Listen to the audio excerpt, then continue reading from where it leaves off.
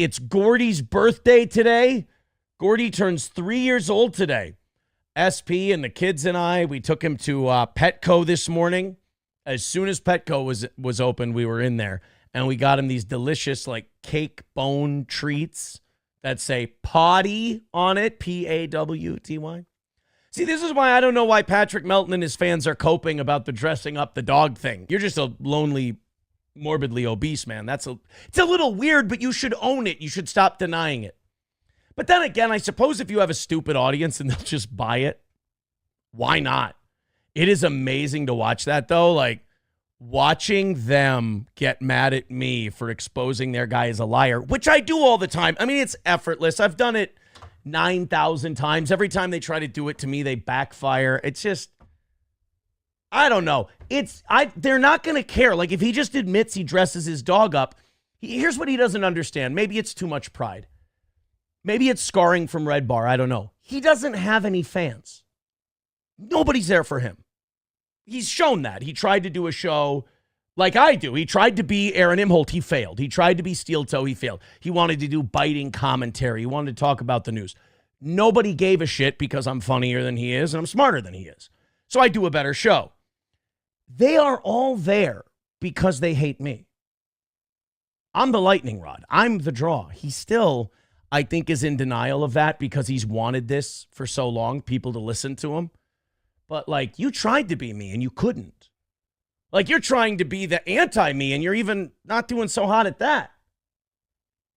I saw the other day someone took a screenshot of his show and it was like 500 viewers. I'm like, dude, on a bad day, we're doing 800 at a time.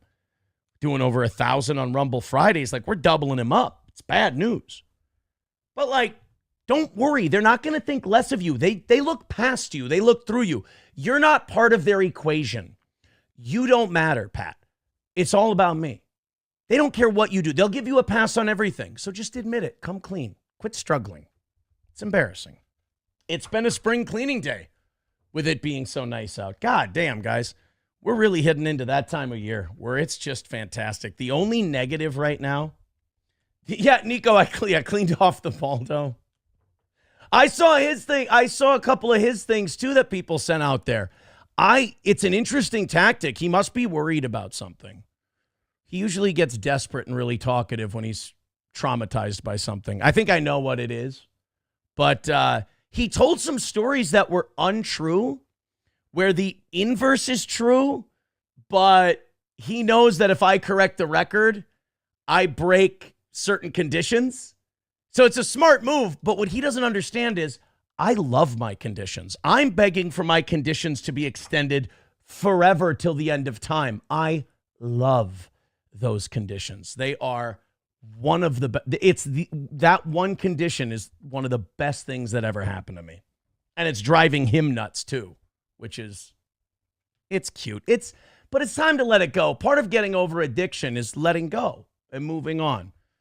But I'm memorable. Like, I'm not going to tell stories about how he cried to me and said I'm taking over his bed. I'm not going to tell those stories. I'll tell you why I'm not going to tell that story.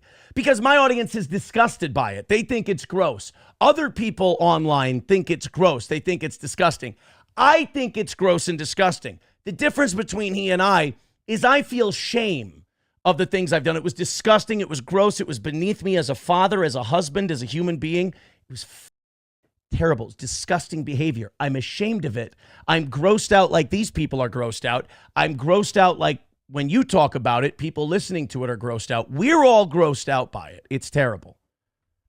But like, he doesn't want to say, yeah, I cried to Aaron and I pulled him aside and I sat him down and I opened up to him and was emotional and said that, you know, I've basically taken over his bed and it's very hard for him to deal with.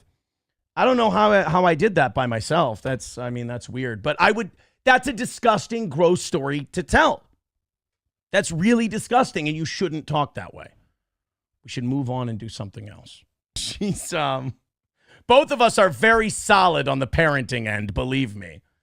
She was talking to me the other day. She's like, God, these people are so mental. She's like, they tweet me endlessly when you do a members show when the kids are there. Because, like, the kids are here now. But she goes, yeah, people tweet me and they're like, Aaron's leaving your kids with someone else while he does a show. Are you okay with that? And blah, blah, blah. And she just, Again, I hate to say this because it's going to bother a lot of those people. She just laughs at him. And she's like, are they retarded? And I just, she's about to keep talking. She goes, are they retarded? I go, stop. Yes. And that's the end. Nico says, oh, KB finally got paid by Rumble. It shouldn't have been. That's not really a finally thing. I told him he was going to get paid Friday. Like, once you hit cash out, it usually is the following Friday. So if you hit cash out on Monday, you'll go through the week, through the next week, and then you'll start Friday. Or they'll pay you Friday. So, like, I hit payout last Thursday or Friday. And it paid me, I hit payout last Friday after I got paid out from the week before. This is going to follow me here. And then I didn't hit payout again this Friday. I hit it Thursday, didn't hit it Friday. Didn't remember to hit it until Saturday. So I got paid on Friday, but for what I made Friday, that won't come to me now this coming Friday. It'll come the next Friday. Does that make any sense what I just said? Because here's the disgusting part. It made sense to me. It made sense. But good for Kevin for getting paid by Rumble. Oh, we should talk about that. I think tomorrow morning we're going to talk about that Keanu thing. We're also going to talk about that Ethan Klein thing. Ethan's got it way worse than I do.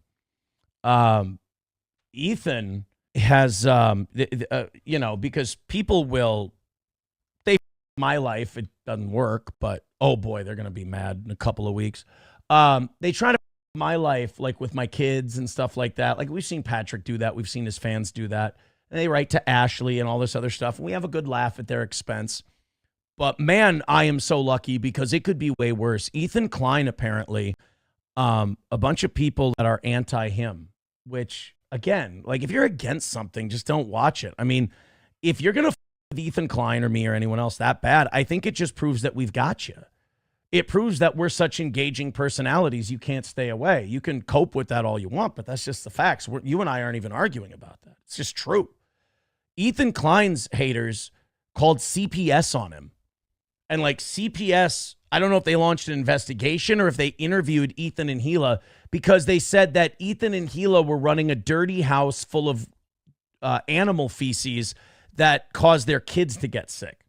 It's really, really gross. It's Gordy's third birthday. I'm not afraid to admit that we put a fun little party hat on him, me and the kids. Patrick is still in denial and coping with the fact that we outed him as a liar and a dog dresser-upper. There, I think you're all caught up. Chad Buzamok says, is there a time frame on being back on radio again? Yeah, I feel a little more comfortable throwing a timeline out there. It was supposed to be January 1st, but then, some things happened. The polycule happened. Definitely in May when they all got arrested, and I was kind of, tied in with all that everything kind of cooled. Then it started coming back this fall and this winter. And I know that for two of them, summertime is kind of a time frame, but for one of them, it's a staffing thing. It depends on retirements and shit like that.